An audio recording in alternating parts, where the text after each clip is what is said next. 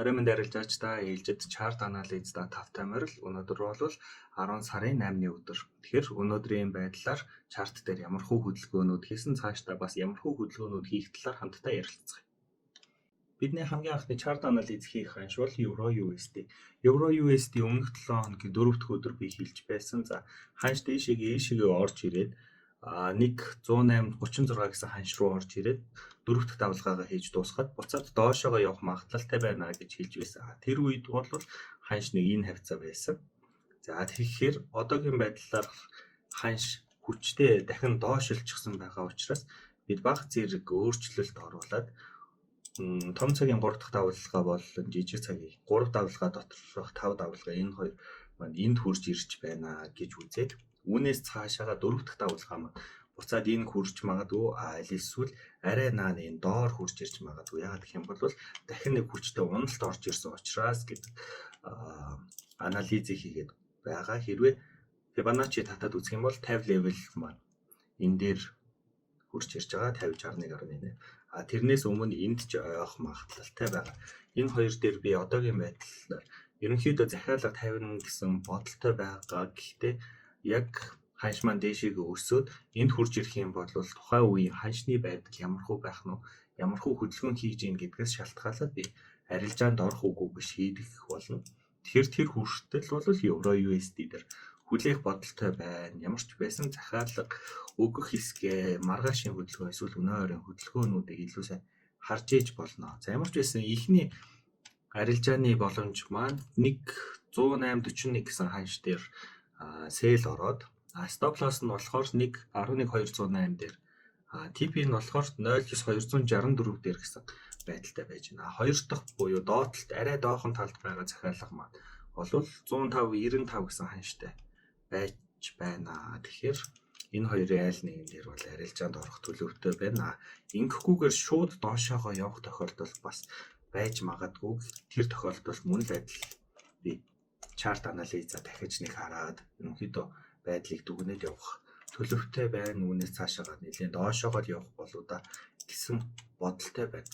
Ханш маань мэдээж бидний таамаглаж чадаагүй бүр ингээд дэшегээ гараад яваад өгөх магадлал байгаа. Тэгэхээр тухайн үед нь би бас мэдээж апдейт хийгээд явуулнаа. За дараагийнх нь бол Audi USD. Audi USD дээр бид нар өмнө нь дээш трендтэй явж байна. Тийм учраас buy арилжаанд орё гэд buy арилжаанд 24-нд орж байсан юм байна. Гэхдээ энэ маань нэлээд хүчтэй дээш явсан ч гэсэн бас төдийлөн яг хүрсэн хэмжээнд бол явж чадаагүй учраас би үүнийг за нэг хэдхэн PP бараг break even болгоод хаасан байдалтай байгааг санаж байгаа. Тэр энэ маань ABC хүртэл давалгаа маань энд дуусах болов гэж бодчихсон ч наан дуусчихсан. Одоо юу болж байна вэ гэхээр доошоогоо тренд үүсгээд том цагийнхаа тренд шүү. Доошоогоо эвдээд ихэд явчихсан байдалтай байна. Энэ маань өөрөө доошоогоо импульс хөдөлгөөн болж явж байгаа. Тэгэхээр бид нар хэрвээ арилжаанд орё гэж хүсэх юм бол цаашдаа энэ хөдөлгөөн маань доош явж байгаа 4 дахь давалгаа, 5 дахь давалгаа хийгээд цаашаага ABC ч юм уу ямар нэгэн correction хөдөлгөөн орж ирнэ. За тэр correction хөдөлгөөний хэр урт байхаас нь шалтгаалаад магадгүй Fibonacci татаад үзвэл энэ хавцаа ч юм уу хурж ирнэ. Хэрвээ арилжааны боломж бас дайггүй араар өндөр дайггүй арилжаа олох боломж гарч ирэх юм бол бид нар энэ дээрээс арилжаанд орж болно. Тэр хүртэл бас л адилхан хүлээх сонирхолтой байж байна. Одоогийн байдлаар invalidation цэвмаа бол 3 дугаар давалгааны үүсгэсэн ёроол дээр гэж үзэж байна. Тэгэхээр хэрвээ ханш маань эндээс дэшгээ сэтгээд гараад ирэх юм бол бид нар мэдээж ханшны давалгаа тоололтоо баг зэрэг өөрчлөх шаардлагатай болох болно. Тэр хүртэл харж л бай, ямар ч л байсан энэ доошоогоо жижиг цагийн тренди дээдлийн шугамыг бол доошоо эвдэхгүй байх л гэж харж байна. Дараагийн үзэх ханш маань GBP USD. GBP USD-гийн хувьд өмнө нэг SL-цэг болчихсон байгаа. За энэ тэнд яг нь бол үсгээд явцсан байна гэдгийг дараа нь бол ажигласан SL-ийнхаа дараа. За одоо харин яах вэ гэхээр доошоо явж байгаа тренд хөдөлгөөн давалгаануудаа 1 2 3 гэсэн давалгааг хийчихсэн байгаа. 3 давалгаа дотроо мод 1 2 3 4 5 гэж жижиг давалгаанууд хийчихсэн. За тэгэхээр жижиг давалгаа 5 давалгаа хийсний дараа мэдээж correction хөдөлгөөн маань буцаж орж ирнэ. Доошоогоо хөдөлгөөнтэй доошоо чиглэлтэй байгаа учраас correction хөдөлгөөн маань дээшээ чиглэлтэй орж ирэх болно. За тэгэхээр дээшээ чиглэлтэй орж ирээд дөрөв дэх давалгаагаа дуусгахсныхан дараа бид нар арилжаанд орё гэсэн төлөвлөгөөтэй байна. Миний хувьд бол одоогийн байдлаар invalidation цэгийг энд тавьчихсан байна. За яагаад энэ invalidation цэг тавигдсан бэ гэж үзэх юм бол энэ маань өөрөө иймэрхүү байдлаар явж байгаа. За тэгэхээр эндээс 1 2 3 4 гэсэн 2-ын төгсгөлөөс 3-ын төгсгөл хүртэл явсан. Ер нь 3 дотор байгаа давалгаа маань эндээс эхлүүлээд 1 2 3 4 5 гэсэн байдалтай дууссан байх нэ. Тэгэхээр бид нар 3 дахь давалгааны орой дээр бид нар invalidation-ыг тавьж өгсөн гэсэн үг. За тэгэхээр манай ханш маань дээшээгээ ингэж invalidation цэгийг дээшээ сэтэлэхгүй болов, тэрнээс өмнө энэ 4 дахь давалгааг бол дуусгах болов гэсэн бодолтой байгаа учраас эхний ажиллах сэл арилжаа ажиллах ханш маань 1:32 гэсэн ханш дээр, хоёр дахь нь болохоор 1:31 458 гэсэн ханш дээр би бол одоогийн байдлаар арилжааны боломж хараад явж байна. За тэгэхээр энүүнийг бол манай VIP групп дотор байгаа илүү дэлгэрэнгүй тайлбарлаад өгчихсөн байгаа. Өдөр болгоо 1-5 дахь өдөр болго авч байгаа. За тэгэхээр ханш маань дээшээгээ өсөөд энэ хоёр зоон дээр энэ хоёр ханш дээр хурж ирэх тохиолдолд би арилжааны илүү баталгаа харж байгаад орох бодолтой байгаа. Тэгэхээр дараагийн өдрүүдэд илүү тодорхой болох болов тэр хүртэл бол дээшээ өсчих болов гэсэн найдвартай байна. Өсгүүгээр шууд доошоогоо унсан тохиолдолд би дараагийн арилжааны боломжийг харна. Мэдээж араас нь хөөж орохгүй, араас нь хорцорсон бол ер нь дараагийн боломжийг хүлээх шаардлагатай болно. Одоо харин USD/JPY-ийн хувьд бид нар доошоогоо болох болоодаа л гэл найдад байсан ч гэсэн бас тэр найдлагыг маань бас тиймч амархан биелүүлсэнгүй одоогийн байдлаар буцаад нэг flat дүрс рүүгээ орж байна уу да гэж харагдаж байна. Тэгэхээр тэр дээрээс орж ирсэн импульс хөдөлгөөний ABC гэсэн давалгааг expanded flat дүрсээр үүсгэж байгаа юм болоо да. 4 цагаар харах юм бол энэ маань тэгээд цаашдаа C давалгаагаа ингээ үүсгэхээр дээшээгээ импульс хөдөлгөөнийхөө 61.850 дээр бол орж ирэх болоо да гэсэн бодолтой байна. За тэгэхээр 45 минут руу шилжүүлээд харах юм бол сүүлд бид нар C давалгаагаа хийхдээ 1 2 3 4 дахь давалгаагаа хийгээд явж байна гэж үзэж байна. За тэгэхээр 4 дахь давалгаа маань бол ерөнхийдөө иймэрхүү байдалтай явж байгаа. 4 дахь давалгаа маань 3 дахь давалгааны эхлэлээс төгсгөл рүү татсан Fibonacci-гийн 50 61.8 гэсэн ханшууд руу орж ирээд за нэг иймэрхүү байдалтай ч юм уу орж ирээд дээшээгээ 5 дахь давалгааг хийх болов 5 дахь давалгаа буюу C давалгааг ингээд бүрэн гүйц дуусгах болов гэсэн тийм хүлээлттэй байна. За тэгэхээр би бол Fibonacci retracement 50 болон 61.8 хүртэл энэ хэсгүүд дээр ороод ирсэн тохиолдолд за энэчнээс илүү арилжааны боломж харж байгаад 5 дахь давалгаан дээр арилжаанд орохоор төлөвлөж байна. За тэгэхээр 5 дахь давалгаа маань дотроо явахдаа мэдээж сав давалгаа 1 2 3 4 5 гэдээ үүсгэх байх.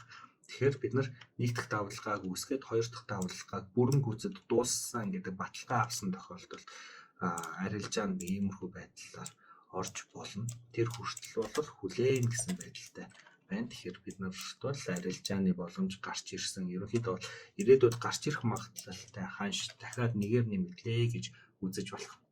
Одоо харин USD/CHF-ийн хувьд өнгөрсөн удаад маш том давалгаа 1 2 одоо сүүлд үүсгэсэн Ярол бол 3 за ингээд 4 дахь давалгаан дотроо явж байна гэж апдейт хийж шинжилж үзсэн байгаа. 2 дахь давалгаа дуусаад 3 дахь давалгаа дотроо модуль 1 2 3 4 5 гэсэн сав давалгаанууд хийгээд дуусчихсан. Тэгэхээр сав давалгаануудыг хийгээд дууссан бол 1-5 дахь давалгаа хийсэн бол Fibonacci retracement 61.850 хүртэл бол retracement давалгаа явдаг. Retracement энэ сав давалгааны retracement сав 5 давалгааны retracement нь өөрөө 4 дахь давалгааг том цагийн 4 дахь давалгааг бол бүтээж цогцлохоор ерөнхийдөө бол дээшээгээ ханш өсөөд байна уу да гэсэн байдалтай харж байна. Энэ маань үргэлжлээд ч дээшээгээ явах болов иймэрхүү байдалтайгаар яваад дээшээгээд 60-68-50 хүртэл яваад WXY гэсэн дүрсээ паттерн үүсгээд цаашаа бүр 4 дахь давлгаагаа үсээд ингээд доошоогоо орж ирэх болов гэж бодож байна. Тэгэхээр ханшийг энд хурж ирэх хүртэл нь би одоогийн байдлаар хэрвээ жижиг цагийн арилжааны боломж гарч ирэх юм бол зөвхөн бай харин ийшээгээ ороод ирсний дараа би сэл арилжаагаа хүлээх болно гэсэн бодолтой байна. Одоогийн байдлаар энд тренд үүсгээд иймэрхүү байдалтай явж байгаа ханш маань өөрөө эндээс орж ирсэн 1 дахь давлгаа, 2 дахь давлгаа, за тэгээд 3, 4, за ингээд цаашаагаа 5-ыг үүсгэх боломжтой байна.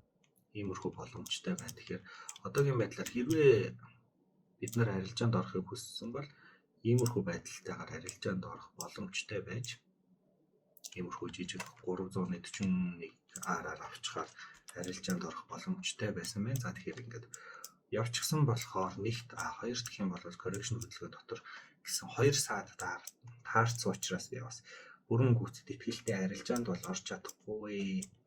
Харин манай invalidation цэг бол одоогийн байдлаар иймэрхүү байдалтай. Энээс дэшигээ байгаа л тохиолдолд бол цаашдаа үсэх болов да. Энэ хүртэл үсэх болов гэсэн бодолтой байна. Харин том цагийн invalidation бүгдээрээ нэгдүгээр давлгааныхаа ёроол дээр ч юм уу эсвэл жижиг сав давлгааныхаа 4 гэсэн 4 1 2 маань нэлээд ойрхон байгаа. За тэгэхээр нэг дээр ч юм уу иймэрхүү байдалтай тавьж өгөх нь одоогийн байдлаар жижиг цагаар үүнээс дээшигээ бол энэ хүртэл дээшигээ үүнээс том цагаар бол үүнээс доор байх юм бол доошогоо л гэж харах болно. Тэгэхээр одоо USD CHF дээр хүлээх шаардлагатай. Одоо харин USD CAD-ийн хувьд одоогийн байдлаар ABC паттерныг үүсгэсэн юм болоо да гэсэн байдалтай л байна. За тэгэхээр нэг иймэрхүү байдалтай ABC паттерныг үүсгээд дуусгах болов. За тэгэхээр C паттерныг үүсгэж байхдаа одоогийн байдлаар 1 дахь давлгаа, 2 дахь давлгаа, 3 дахь давлгаа хийгээд явж байна. Хэрвээ бид нар энэ анализыг баг зэрэг эрт өөрчлөлт оруулсан болвол 1 дахь давлгааныхаа Fibonacci retracement-ийнхаа 50-61.8 гэсэн ханшууд дээр 20 дахь давлгаа маань маш цэвэрхэн дуусч өгсөн байна. Тэгэхээр энэ дээрээс хэрвээ бид нар арилжаанд орсон байсан бол за нэг иймэрхүү байдалтайгаар таргет болвол энэ хүртэл явах болов гэдэг. Ингээд R-аар 293 та иймэрхүү R-аар тэ арилжаанд орох боломжтой байж гэхдээ хоцорсон учраас бид арилжааг одоо бол ягаад ч орохгүй. Тэгэхээр ханш маань цаашдаа ирээдүйд ямархуу хөдөлгөөнийг хийх вэ гэх юм бол хамгийн ихний ээлжинд энд байгаа 1.36-673 гэсэн ханшийг очиж шалгах байх. За үүний дараа 4 дахь давлгаагаа хийгээд дээшгээ 5 дахь давлгаагаа хийсэн байдалтайгаар өсөх болов энэ 5 дахь давлгаа маань өөрөө юмхүү дээшээгийн тренд лайныхаа дээд үзүүрийг нь бол шалгаж өгөх байх гэсэн бодолтой. Хэрвээ ханшны хөдөлгөөн биднэрт тааламжтайгаар үзүүлэх юм бол энэ 4 дахь давлгааны төгсгөл дээр бид нар дээшгээ баа ярилжаанд бол орж болохоор байна. Одоогийн байдлаар invalidation цэг бол 1-р давлгааны орой дээр байна. Ханш хэрвээ үүнээс цаашаага доошоогоо илүү хүчтэй орж ирсэн тохиолдолд invalidation цэгээ доошоо сэтлээд орж ирсэн тохиолдолд бид тооллогоо бас давлгаа тооллогоо бас баг зэрэг өөрчлөх апдейт хийх шаардлагатай болно. За тэр хүртэл бол одоогийн байдлаар харж л бай. Хэрвээ энд орж ирэх юм бол бид нар арилжааны боломж хараад явах болно. Одоо харин XAV USD буюу алтны хувьд дээшээ трендтэй байсан. За тэрүүнийхээ дээшийг сэтлээд явсан өмнөх тохиолдол дээр за хэрвээ миний 24-ийнхийг үүссэн бол энэ дээр TP явсныг санаж байгаа бах. За үүнийхээ дараа тренд лайн руу рүүгээ буцаж орж ирээд за нэг A, B, C, D, E гэсэн хөдөлгөөнүүдийг хийж байгаа юм болоо да гэж өнөөдрийн апдейтер бол харж байна. За тэгэхээр өмнө нь бид нар 10 сарын 3-ны анализ дээр бол энэ баа ярилжаан дэлхийдээ орчихсон байгаа. За тэр маань нэлийн ашигтай буюу нэг 198 pp ашигтай явж байгаад буцаж иргээд нэг 215 pp-ийн алдагталтай явж байсан ч гэсэн ESL бол одоохондоо зохиогүй байгаа. Тэгэхээр одоо дараагийн ханшны хөдөлгөөн бодвол дээшээгээ D рүүгээ дараа нь E дараа нь ингээд дээшээгээ үндсэн хөдөлгөөнөө үргэлжлүүлээд энэ буюу 2702 55 руу эсвэл бүр 2720 руу ч юм явах төлөвтэй байна. Тэгэхээр triangle pattern өнөөдөр харчаад үүсэх магадлалтай юм байна гэж харсан учраас би энэ дээр арилжаанд орчихсон байгаа 2634,910 дээр бол арилжаанд орчихсон байгаа. За тэгэхээр хоцорсон хүмүүс маань бол энэ дээр одоохондоо бол арилжаанд орохгүй цэгийг давлгаагаа хийж дууссаныхан дараа давлгаа хийгээд дуусахад нь бид нар энэ дээрээс арилжаанд орох боломж харж байгаа. Бас арилжаанд орж болох нэ. Гэтэ зөвхөн энэ хөдөлгөөн маань энэ доод шугамыг эвдээгүй тохиолдолд ч юм уу альсвал энэ дээрээс rejection авж байгаа иймэрхүү байдалтайгаар дуусгах юм бол за тэгэхээр давлгаа маань ерөнхийдөө Fibonacci-г татаад үзэх юм бол бас л адилхан юм. 50 юм уу 61.8 хүртэл бол доошоо орж ирээд дээшээ явах тохиолдлууд байгаад байдаг. Тэгэхээр дээшээ давлгааг хийж дууссаад давлгааг хизээ дуусгахыг юм харж байгаа. Арилжаанд орж болох нэ. Одоогийн байдлаар энэ арилжаа маань бол 675 араартай. Entry-ийн 2634,910 дээр ESL нь болохоор 2624,911 гэсэн ханш дээр орчихсон арилжаанд явж байна. Тэгэхээр энэ цаашдаа ямархуу байх болоо гэсэн юунуудыг апдейтуудыг бол би дараагийнхаа өдрүүдэд оруулаад явах болно. Харин гишүүдийн групп дээр бол манай гишүүд бол надтай хамт арилжаанд энэ ороод явсан. Одоо харин бүгдээр WTI буюу crude oil тос дээр ямархуу арилжааны боломж байна вэ гэж хамтдаа харцгаая. За тэгэхээр тосон дээр нэг энэ дээр ESL бол зохиулсан байгаа. Одоогийн байдлаар харахад амархан болгоод аль болох багаар зурчихсан байгаа. Тэгэхээр 1 дахь давлгаа, 2 дахь давлгаа, 3 дахь давлгааг энд дуусгасан. 4 дахь давлгаа хийгээд явж чинь цаашаа 5 дахь давлгааг хийх болов уу гэсэн бодолтой байна. За тэгэхээр том цагийн 3 дахь давлгаан дотроо 1 2 3 4 5 гэсэн давлгаануудаа аль хэдийн амжилттайгаар хийгээд явчихсан. Тэгээд амжилттай хийсэн бол араас нь retracement хөдөлгөөн бол орж ирэх ёстой байгаа. Retracement хөдөлгөөн бол эндээс эхлээд A, B, C гэсэн байдалтай гарч юм уу. Аль эсвэл арай өөр хөдөлгөөнүүдийг бидэнд үзүүлээд явах байх. Ямар ч байсан одоогийн байдлаар 73, 74 гэсэн ханшийг би бол яг энэ ханш руу орж ирэхийг хүлээж байна. Ханш маань ингэж 4 дахь давлгаагаа хийж дуусаад 5 дахь давлгаа руугаа явах болов да гэсэн хүлээлт байна. За тэгэхээр доошоогоо энд хурж ирэх юм бол бид нар арилжааны боломж гарч ирэх нь үгүй юу гэдгийг бас илүү хянуур харах болно. Арилжааны баталгаатай боломж гарч ирэх юм бол бид нарт 509 араартай арилжаанд орох боломжтой байх нэ. За одоо харин GBP/JPY-ийн хувьд GBP/JPY-ийн хувьд өнгөрсөн өдрүүдэд нэг удаа TP авахулснаас хойш ерөнхийдөө бол бага зэрэг ойлгомжгүй хөдөлгөөнүүдийг хийгээд байсан. За түүнээс болоод би бас нэлээд хэд удаа өөрийнхөө анализыг бол апдейт хийсэн байгаа. За тэгэхээр энэ хөдөлгөөнүүд орж ирсний дараахан хүчтэй орж ирсний дараахан бол correction хөдөлгөөн маань ингээл үргэлжлээд л яваад байна гэж үзэж болох нь. За тэгэхээр энэ бол WXY-аар тэмдэглэсэн дотроо бас жижиг correction хөдөлгөөнөд гаргасан double free гэдэг паттерн юм болоо да гэсэн бодолтой байна.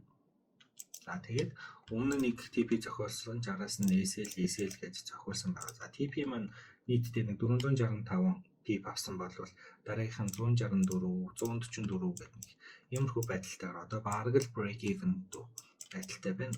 Гэхдээ анализ дээр бол би энэ нэг limit order гэсэн ч гэсэн хүчтэй хөдөлгөөнийг нь бол харж байгаад за энэ дээр би өөрөө ороогүй байгаа. Учир нь гэх юм бол энэ дээр ерөнхийдөө бол маш хүчтэй хөдөлгөөн дээр шиг цойлж гарч ирсэн. За тэгэхээр limit order энэ дээр бага зэргийн алдагдaltaй гаргачихсан.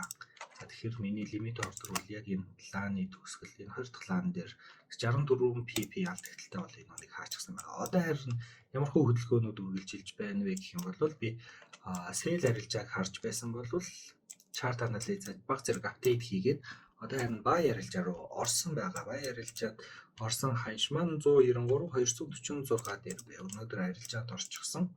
За ESL нь болохоор invalidation цэг буюу 191 870 дээр энэ өмнөх ёроолыг харж байгаад SL-ээ тавьчихсан. Харин TP-г болохоор 197 451 дээр тавьчихсан нэг юм.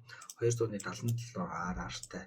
Хэрвээ TP зөх юм бол 420 PB ашигтай ажиллахаар ийм арилжаа нээчихсэн байгаа. Хэрвээ энэ арилжаанд дагаж орохыг хүсэх юм бол бага зэрэг хүлээгээд invalidation дэшиг татагдах үед ч юм уу. Invalidation SL арай ойрхон болох үед арилжаанд орж болно. Эсвэл ханш маань өөрөө доошоо эндээс энэ хүртэл орж ирээд иймэрхүү байдалтай орж ирэх үед нь энд арилжаанд орж болно. Иймэрхүү чарт паттерн ерөнхийдөө чартынхаа хөдөлгөөнүүдийг харж байгаад иймэрхүү байдалтаар орж болно. Одоогийн байдлаар бол хоцорсон байдалтай байна шүү. Euro JPY-ийн хувьд мөн адил TP зохиулсан түүнээс хойш арилжааны яг хараахан боломжтой нөхцөл бүрдэж өгөөгүй л байдалтай байгаа. GBP JPY-тэй төстэй хөдөлгөөнтэй 1 2 3 4 5 давалгаагаа хийчихсэн. Одоо харин correction давалгаан дотроо л явсаар байна. За энэ хөдөлгөөн бол ерөнхийдөө бол ийм 1-5 импульс хөдөлгөөнийхөө 50 Fibonacci 50-61.8 хүртэл явах болоо да гэсэн байдалтай байна. Одоогийн байдлаар ханш маань 1 2 3 дахь давалгаа хийчихсэн, 4 дахь давалгаан дотроо явж байна. За тэгэхээр энэ 4 дахь давалгаа маань зааштай ч гэсэн доошоогоо үргэлжлээд 161 601 гэсэн ханш руу доошоогоо унж ирэх болоо да гэсэн таамагтай байгаа учраас би энэ дээр арилжааны боломж харахаар төлөвлөд байгаа. За тэгэхээр invalidation цэг маань 161.11 161.010 буюу SL маань мөн invalidation цэг дээрээ тавигдчихсан. Харин TP маань 164.854 гэсэн ханшин дээр харж байна. Гэхдээ шууд захиалга бол өгөх хэсгийг бол сүүлийн GBP JPY, Euro JPY, USD JPY хөдөлгөөнүүдээс ажиглахад бас тохиромжтой бус байна. Шууд limit buy тавихад бол аваад шууд доошоогоо сэтлэх ч юм уу. Тиймэрхүү хөдөлгөөнүүд хийж магадгүй учраас би энэ дээр давхар confirmation авахар төлөвлөд байгаа. Өнөөдрийн буюу 10 сарын 8-ны chart analysis-тэй надтай хамт байсанд баярлалаа.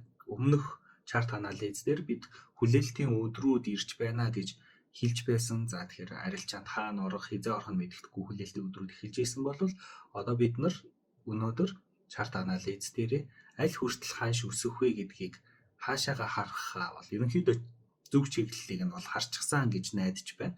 За тэгэхээр зарим арилжаанууд дээр хоцорсон ч юм уу тиймэрхүү байдалтайгаар миний арилжааг яг дагаж чадаагүй гэж санагдаж байгаа бол Elliott Wave-ийг сурахыг хүсэж байгаа бол та бүхэн миний community-д нэгдэх боломжтой. Би удахгүй сургалт хийх болно. За сургалтын дээрээ давхар би 1-5 дахь өдрүүдэд өөрийнхөө чартн дээр хийж байгаа анализууд өдөр болгон оруулаад явах болно. Тэгэхээр цаг алдахгүй гэсэн үг. Тэгэхээр дараагийнхаа чарт анализаар уулзцгаая. Тэр хүртэл бай бай.